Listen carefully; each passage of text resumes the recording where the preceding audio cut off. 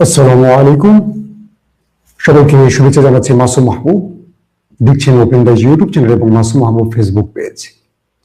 প্রিয় দর্শক, সংক্ষিপ্ত সময়ে এই লাইভে আমি আপনাদেরকে অনেকগুলো গুরুত্বপূর্ণ খবর দিতে চাই।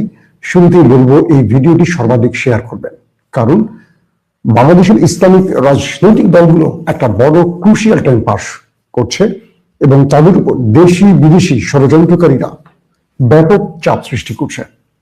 গত 15-16 মাসে, অর্থাৎ 24-এর বিপ্লবের পর বাংলাদেশে ইসলামের যে জাগরণ শুরু হয়েছিল ইসলামী এই জোটের মাধ্যমে, সেই জাগরণকে থামিয়ে দেওয়ার জন্য দেশি বিদেশি ষড়যন্ত্রকারীরা তাদের মাস্টার প্ল্যান বাস্তবায়ন করছে।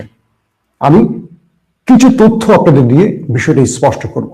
সঙ্গত কারণে অনেক কিছু স্পষ্ট করে বলা যায় না, কারণ রাষ্ট্রীয় নিরাপত্তা মাথায় রেখেই আমরা অনেক কিছুকেই স্পষ্ট করব না, কিন্তু আপনারা বুঝে নিতে হবে। আপনাদের এই বিষয়টি খেয়াল রাখবেন।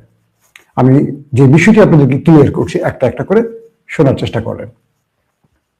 বাংলাদেশে আপাতত আমাদের কাছে মনে হচ্ছে দুটো প্রধান দল, একটা বিএনপি, অন্যটি জামায়াত ইসলাম। বিএনপি তার শরীরদের নিয়ে একটি জোট গঠন করবে, কোয়ালিশন করবে আগামী নির্বাচনের বৈতরণী পার হতে। পাশাপাশি ইসলামী দলগুলোকে নিয়ে জামায়াত ইসলাম তারা একটি নতুন প্ল্যাটফর্ম তৈরি করার এতদিন ঘোষণা দিয়েছে এবং একসাথে আন্দোলনও করেছে, এবং পিআর সহ গণভোটের দাবিতে 8টি ইসলামী দল একসাথে জোট করে তারা আন্দোলন করেছে, একসাথে মাঠে ছিল, সরব ছিল, সব ক্ষেত্রেই আমরা তাদেরকে দেখেছি। চরমনের প্রধান পীর, তার মুখের থেকে আমরা শুনেছি তারা একটি ভোটের বাক্স চাইছেন। সবকিছু মিলে সবচেয়ে বড় চাপে ছিল প্রগতিশীল রাজনৈতিক দল এবং আমাদের প্রতিবেশী রাষ্ট্র ভারত। তারা কোনোভাবে ইসলামের শক্তিকে এক হতে দিতে চায় না। আমি আপনাদের কিছু তথ্য দিয়ে রাখি। বাংলাদেশে বহু মানুষ সবসময় একটা অভিযোগ করেন যে ইসলামের এত দল থাকবে কেন, ইসলামী দলগুলো এতটা ভাগে বিভক্ত হবে কেন, তারা যদি একটি প্ল্যাটফর্মে আসে তাহলে আমরা তাদেরকে ভোট দেব। বাংলাদেশের 90% মানুষ যেহেতু ইসলাম ধর্মের অনুসারী, তারা ইসলামের পক্ষটাকে সবসময় বিজয়ী দেখতে চায়। কিন্তু বাংলাদেশের 54 বছর ধরে, অর্থাৎ পাকিস্তান ভাঙার পর থেকে আমাদের প্রতিবেশী রাষ্ট্রের এজেন্সি কখনো ইসলামী দলগুলোকে এক হতে দেয়নি, এবং এই যে দলগুলো রয়েছে বিবর্তমান ইসলামিক দলগুলো, এদেরকে সবসময় একটার পেছনে একটাকে লাগিয়ে রেখেছে। অর্থাৎ জামাত চরমনাই, চরমনাই জামাত, আবার ধরেন আরো যে দলগুলো আছে খেলাফত, হেফাজত, এই সবগুলো দল একে অপরের মধ্যে বিভাজিত থাকে। সবসময় টার্গেট ছিল জামাত, কারণ বাংলাদেশে ইসলামিক দল বলতে প্রধানত জামাত ইসলামী শক্তিশালী। আবার বিএনপি এবং আওয়ামী লীগ তারা রাজনৈতিকভাবে সবসময় বিরোধে থাকলেও আদর্শিকভাবে তাদের মধ্যে একটা মিল রয়েছে। এবং সাম্প্রতিক সময় এমনও হয়েছে যে বিএনপি ক্ষমতায় আসার প্রশ্নের প্রয়োজনে আওয়ামী লীগের সাথেও তারা সম্পর্ক সৃষ্টি করবে, এমনও আভাস পাওয়া গেছে। এবং সাম্প্রতিক সময় বিএনপির বিরুদ্ধে সবচেয়ে বড় অভিযোগ আসছে, তারা দিল্লির সাথে গোপনে একটা সমঝোতা করেছে। এই অভিযোগটিও আমাদের গণমাধ্যমে উঠে এসছে, সোশ্যাল মিডিয়ায় উঠে এসছে। তাহলে বাংলাদেশের 24-এর বিপ্লব কি ব্যর্থ হচ্ছে, এই প্রশ্নটি এখন আমাদের মাথায় আসতে পারে। দর্শক, বিগত 15-16 মাস ধরে যে ইসলামিক জোটটি এক প্ল্যাটফর্মে এসে আন্দোলন করলো এবং একটি ভোটের বাক্সের ঘোষণা দিল, হঠাৎ করে তাদের মধ্যে অনেকের সুর ভাঙনের সুর লক্ষ্য করা গেছে। কয়েকটি গোয়েন্দা সূত্র দাবি করেছে, আমাদের দেশে কিন্তু অনেকগুলো গোয়েন্দা বাহিনী আছে এবং এই গোয়েন্দা বাহিনী সবাই কিন্তু একটি থিমে চলে না। এর মধ্যে ডান ধারা, বাম ধারা, ইসলামী ধারা, ভারত ধারা, মানে ওপারের ধারা, সব ধারাই থাকে। কিছু কিছু গোয়েন্দা সূত্র দাবি করেছে তাদের গোয়েন্দা সংস্থা, মানে বাংলাদেশের গোয়েন্দা সংস্থা, ধরেন সেই নামটিকে যদি স্পষ্ট করতে হয়, ডিজিএফআই কে অভিযোগ করে বলছে যে ডিজিএফআই বাংলাদেশের ইসলামিক জোটটা কি ভাঙার জন্য কাজ করছে। সঙ্গে এনএসআইরও কিছু কিছু ব্যক্তিরা জড়িত আছেন যারা বিদেশি প্রেসক্রিপশনে চলছেন এবং যারা এখনো আওয়ামী লীগ পারপাস সার্ভ করছেন বা দিল্লির ইশারায় চলছেন। এরা চরমনাই এবং মামুনুল হকের উপর ব্যাপক চাপ প্রয়োগ করেছেন। চরমনাইকে বলা হয়েছে যে আপনাদের আয়, আপনারা যে মাদ্রাসা বা বিভিন্ন প্রতিষ্ঠানের মাধ্যমে আয় করেন, সে আয়ে অনেক গাফিলতি আছে। সরকারি ট্যাক্সের ক্ষেত্রে আপনারা অনেক গাফিলতি করেছেন এবং আপনাদের বিভিন্ন ক্ষেত্রে সরকারি হিসেবে আপনারা অনেক গড়মিল দেখিয়েছেন। পাশাপাশি বিগত আওয়ামী লীগ সময় আপনারা অনেক সুবিধা নিয়েছেন। কোন কোন ক্ষেত্রে কি কি সুবিধা নিয়েছেন, অর্থাৎ চরমনের নেপথ্যে থাকা সকল ফিরিস্তি এই গোয়েন্দা বাহিনীগুলো চরমোনাইয়ের কাছে প্রেজেন্ট করে বলেছে, যদি আপনারা জামাতের জোটে থাকেন তাহলে নির্বাচনের আগে আমরা আপনাদের ক্রাশ করে দেব, অর্থাৎ আপনাদেরকে আমরা আটকে দেব, আপনাদের প্রতিষ্ঠান আমরা বন্ধ করে দেব, আপনাদের মূল যে ব্যবসা বাণিজ্য এগুলো আমরা বন্ধ করে দেব। এবং একইভাবে মামুনুল হকের উপরও চাপ প্রয়োগ করা হয়েছে যে মামুনুল হককেও তার বিভিন্ন বিষয়ে নৈতিক অনৈতিক বা সত্য মিথ্যা এতটা না, যে তথ্যগুলো পেয়েছে সেটা আমি বলছি, আমি কিন্তু স্পেসিফিক চরমোনাই বা মামুনুল বা জামাত বা বিএনপি কে দায়ী করছি না। যে সূত্রগুলোর খবর আসলে সেই খবরগুলো দিচ্ছি, বাকিটা আপনারা মিলাবেন। তাদের উপরে মামুনুল হকের উপরে চাপ আসতে প্রবল, এবং তাকে বলা হয়েছে যে জামাতের জোট ছাড়তে হবে, এবং নেপথ্যে তাদের উপর ব্যাপকভাবে চাপ প্রয়োগ করা হচ্ছে। যেহেতু আমাদের দেশের আইন সমাজ রাষ্ট্রীয় অনেক ব্যাপার বুঝে ওঠেন না, আর এজেন্সিগুলো যে কাউকে বিপদে ফেলতে পারেন, ধরেন আমাকে বিপদে ফেলতে চাইবেন, আমি বাংলাদেশে ব্যবসা করি না, বাণিজ্য করি না, এই দেশের কোনো অর্থ আমি আমার পকেটে নেই না ধরেন, কিন্তু আমাকে তারা বিপদে ফেলতে কি কি পথ অবলম্বন করবে তারা আমার চেয়ে ভালো জানে। তো এরকম ভাবে জামাতের যে জোটগুলো রয়েছে সেই জোটের উপর ব্যাপক চাপ প্রয়োগ করছে আমাদের এজেন্সি, এবং দিল্লির প্রেসক্রিপশনে যে কোনো ভাবে জামাত থেকে এই জোটগুলোকে সরিয়ে ফেলার চেষ্টা করছে। এবং তার অর্থাৎ চরমোনাই এবং মামুনুল হক সহ আরো কয়েকটি জোট যারা একটু শক্তিশালী বা যারা আমাদের রাজনীতিতে শক্ত ভূমিকা রাখতে পারে তাদের উপর ব্যাপক চাপ প্রয়োগ করেছে, যার ফলশ্রুতিতে চরমোনাইকে বলা হয়েছে যে আপনারা অধিক আসন চেয়ে জামাতের জোট থেকে বেরিয়ে আসবেন, আপনারা জামাতের জোটে থাকতে পারবেন না, থাকলে আপনাদের রাজনৈতিক দল বা আপনাদের দল আমরা ক্রাশ করে দেব। তো এই হিসেবে হঠাৎ করে চরমোনাই বা মামুনুল হককে আমরা দেখছি 8 দলীয় জোট নিয়ে তাদের কিছু বক্তব্য এসছে, এবং আসন ভাগাভাগি নিয়ে এই 8 দলের মধ্যে কিছু বিভক্তির সুর আমরা খেয়াল করেছি। জামাতের কিছু সূত্র বলছে যে তাদের জোটে যদি ইসলামিক দলগুলো থাকে তারা একটি ভোটের বাক্সের মাধ্যমে আগামী দিন লড়াই করবে, যদি বাকি দলগুলো চলে যায় তারা সেই দলগুলোর শুভকামনা জানাবে, কিন্তু তারা সেই দলগুলোকে নিয়ে কোনো বিভক্তি বা তাদের বিরুদ্ধে কোনো প্রচারণা যাবে না। অর্থাৎ জামাত বুঝতে পারছে যে নেপথ্যে তাদের উপর চাপ আছে বলেই তারা হয়তো আগামী দিনগুলোতে এই জোটে নাও থাকতে পারে, একটা ব্যাপার। 2 নম্বর বিষয়টি হলো চরমোনাই এবং মামুনুল হকের এই মুহূর্তে করণীয়টা কি। একটি বিষয় মনে রাখতে হবে, আমাদের ওপার বা আমাদের শত্রু দেশটি যা চাইবে তার বিপরীত জায়গায় আমাদের রাজনৈতিক দলগুলোকে দাঁড়াতে হবে। যদি ওপার আমাদের দিল্লি নামক রাষ্ট্রটি জামাতকে সমর্থন করে আমি জামাতের বিরোধিতা করব, যদি দিল্লি নামক রাষ্ট্রটি বিএনপিকে সমর্থন করে আমি বিএনপির বিরোধিতা করব। এতদিন যেমনি আওয়ামী লীগের বিরোধিতা করেছে, অর্থাৎ শত্রুর বন্ধু হবে যে সে আমাদের শত্রু হবে, কারণ এই রাষ্ট্র তারাই ধ্বংস করছে এবং এই রাষ্ট্রকে তারা একটি অঙ্গরাজ্য বানিয়ে রেখেছে এবং এই রাষ্ট্রকে ধ্বংসের জন্য তাদের ভূমিকা সর্বাগ্রে। তো এই মুহূর্তে চরমোনাইয়ের মতো একটি ইসলামিক দলকে যারা পুরো বাংলাদেশে ইসলামের জন্য কাজ করেন, ইসলামের খেদমত করেন, এই স্বনামধন্য প্রতিষ্ঠানটিকে বলবো, এই চরমোনাই নামক দলটিকে বলবো আপনারা বিবেচনা করেন, কারণ এই প্রথম বাংলাদেশে ইসলামের জোয়ার জাগরণ সৃষ্টি হচ্ছে, এবং একটি ভোটের বাক্সের যে আলো পুরো বাংলাদেশের মানুষকে ছড়িয়ে দিয়েছেন, মানুষ যে স্বপ্ন দেখছে এই স্বপ্ন থেকে মানুষকে মাহরুম করবেন না, মানুষকে বঞ্চিত করবেন না। কারণ এবার যদি ঐক্যবদ্ধ হতে না পারেন পৃথিবীতে আর কখনো হতে পারবেন না। কারণ হাসিনা বিদায়ের পর যে একটি রাজনৈতিক অনুকূল পরিবেশ তৈরি হয়েছে ইসলামিক দলগুলোর জন্য, ইসলামী দলগুলোর জন্য, সেই পরিবেশ আগামী দিনে আর থাকবে না, তার চেয়ে ভয়াবহ দিন আসতে যাচ্ছে। এই গোয়েন্দা তথ্যের আলোকে কথাগুলো বলছি। এবং মামুনুল হকের মতো ব্যক্তিকে বলবো, যিনি রাজনীতিতে অনেক নির্যাতিত একজন ব্যক্তি, একজন বড় মানের আলেম, তার লাইফের উপর অনেক বড় রিস্ক গেছে, আবার নতুন করে আমাদের কোনো এজেন্সির ফাঁদে আপনারা পড়বেন না। এজেন্সির চাপে পড়ে আজকে যদি নত হন আগামী দিনগুলোতে নত হয়ে থাকতে হবে। কারণ যারা বিগত সময় যে বিষয়টি চরমোনাইয়ের বিরুদ্ধে অভিযোগ এসছে যে তারা পূর্বে আওয়ামী লীগের থেকে সুবিধা নিয়েছে, বিভিন্ন অর্থ সুবিধা, বিভিন্ন সুবিধা নিয়েছে, সেই সুবিধাগুলো নিয়ে কিন্তু চরমোনাইকে এখন ব্ল্যাকমেইল করছে আমাদের এজেন্সি বা দিল্লির এজেন্সিগুলো। তো সেই হিসেবে চরমোনাইকে আর সোজা হয়ে দাঁড়াতে দেবে না তারা। তো এখনই চরমোনাই বা মামুনুল হক বা খেলাফত বা আরো যারা আছে হেফাজত, তাদেরই সকল ষড়যন্ত্রের বিরুদ্ধে মাথা উঁচু করার সময় এসছে। আজকে আপনারা পরাজিত হয়ে গেলে এই বাংলাদেশে ইসলামের যে জাগরণটি সেটা থেমে যাবে। নাম্বার 2, নাম্বার 3, জামাত ইসলাম ধরেই নিয়েছে যে কিছু কিছু দল এখানে থাকতে পারবে না শেষ পর্যন্ত এজেন্সির চাপের কারণে বা বিদেশিদের চাপের কারণে। তাই তারা বিকল্প হিসেবে এনসিপি কে তাদের টাইমলাইনে নিয়ে এসছে। অর্থাৎ এনসিপির সাথে জামাতের এখন আলোচনা চলছে এবং জামাত এনসিপির মধ্যে নতুন জোটের আভাস পাওয়া গেছে। জামাত 200 আসন তাদের প্রার্থীকে দেবে, 80টি আসন জোটকে দেবে। এটি মোটামুটি জামাতের ভেতরের তথ্য।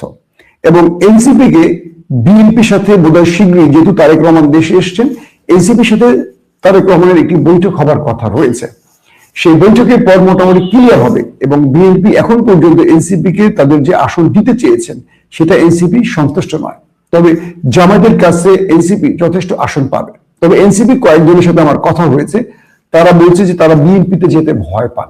তার প্রধান কারণ হলো তারা যে আসনগুলোতে দাঁড়াবেন বিএনপির জোট হয়ে, প্রত্যেকটি আসন থেকে বিএনপির স্বতন্ত্র হয়ে বা বিদ্রোহী প্রার্থী দাঁড়াবে এবং সেখানে তারা প্রচারণায় অংশ নিতে পারবেন এবং তারা বিএনপির ভেতরে বিদ্রোহকেও ভয় পান।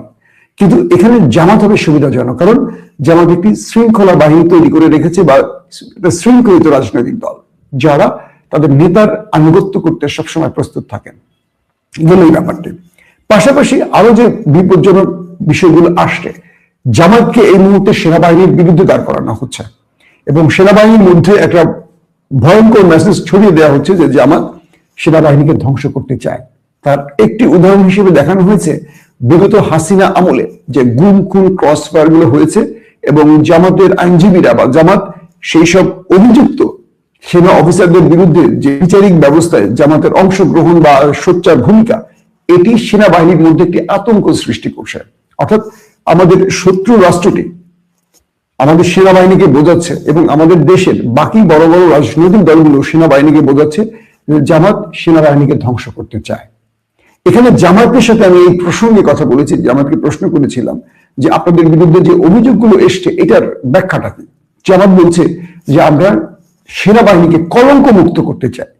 অর্থাৎ জামাতের বক্তব্যটা হলো এরকম যে 1971-এ জামাত যে ভূমিকাটা নিয়েছিল 71-এর মুক্তিযুদ্ধে, সেই ভূমিকার জন্য আজ পর্যন্ত জামাত মাসুল দিচ্ছে। 71-এ জামাত কোনো অপরাধ করেনি, খুন ধর্ষণ কিচ্ছু করেনি, কিন্তু 71-এ তারা ভারতকে সমর্থন দেবে না বলে তারা পাকিস্তানের পক্ষে তাদের একটা মতামত ছিল, অর্থাৎ পাকিস্তানকে ভাঙার বিপক্ষে তারা অবস্থান নিয়েছিল। আর ঠিক সেই মাসুলটা এখনো দিচ্ছে জামাত। জামাতে সেই প্রজন্ম বিদায় নিয়ে চলে গেছে।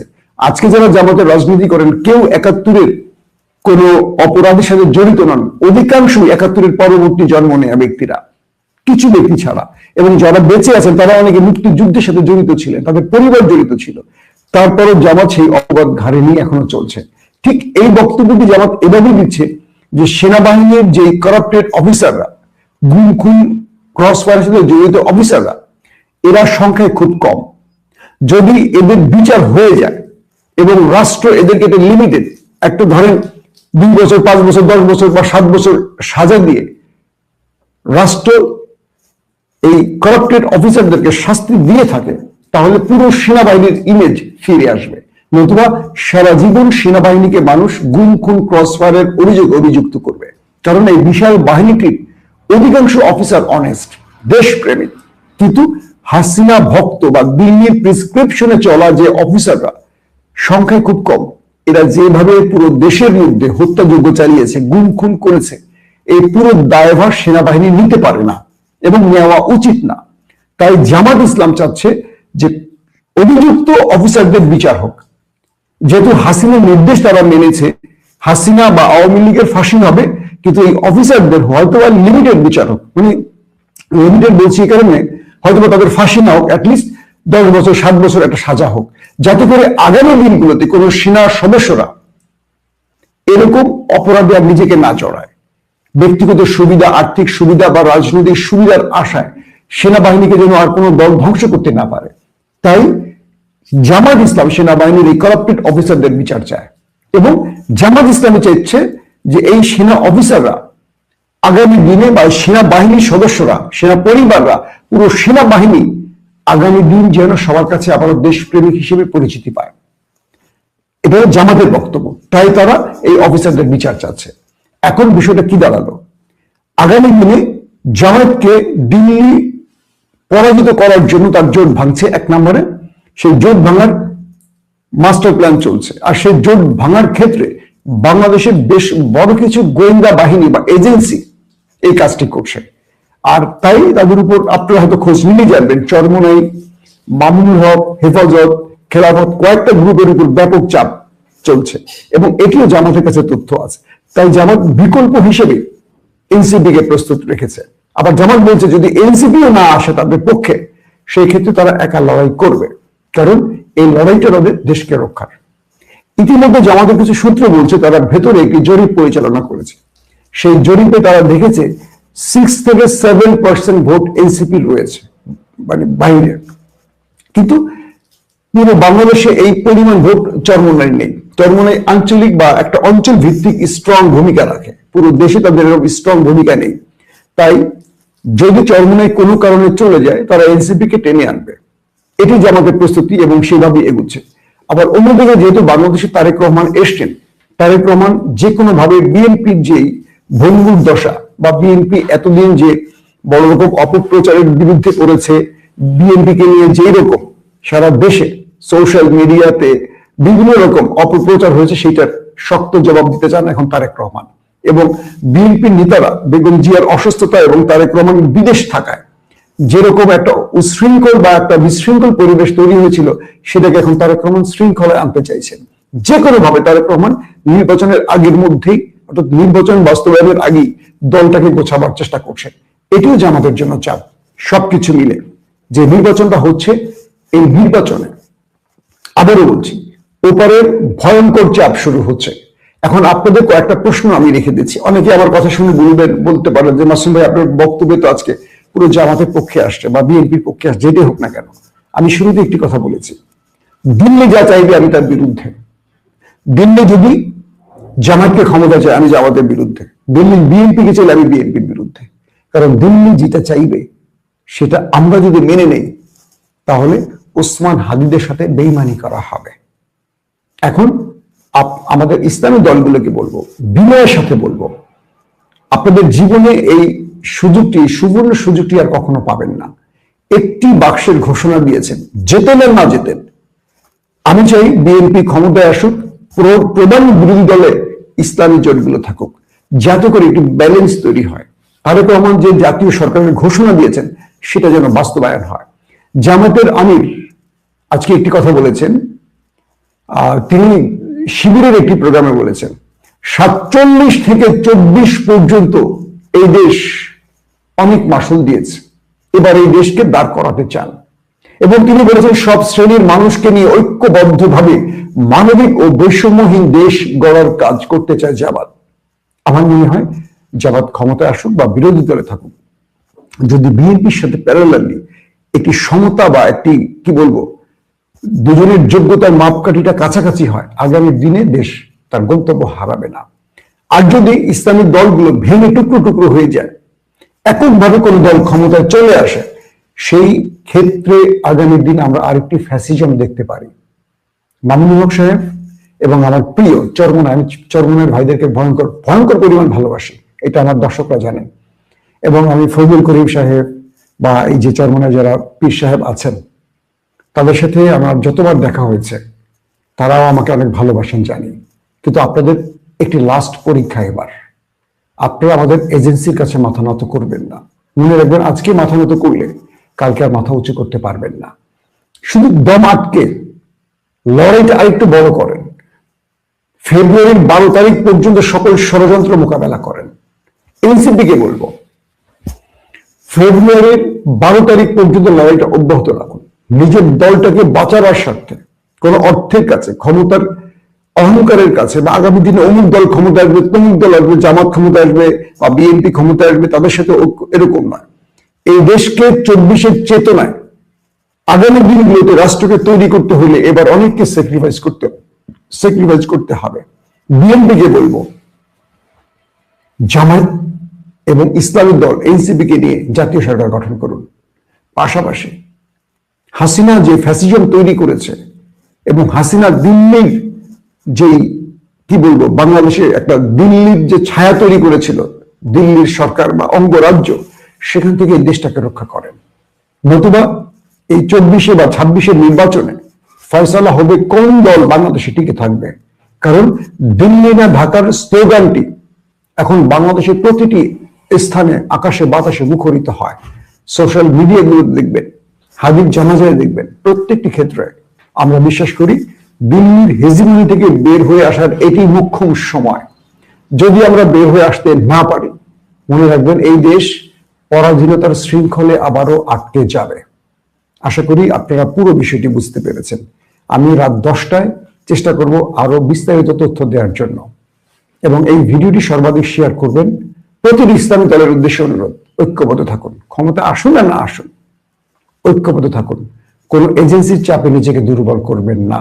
আর বিএনপিকে বলবো, ওপারের হেজিমনি বাদ দিয়ে আসুন, যারা বাংলাদেশে বিগত সময় 20 দলীয় জোট গঠন করে ফ্যাসিজমের বিরুদ্ধে লড়াই করেছে, তাদেরকে দিয়ে নতুন একটি রাষ্ট্র গঠন করুন।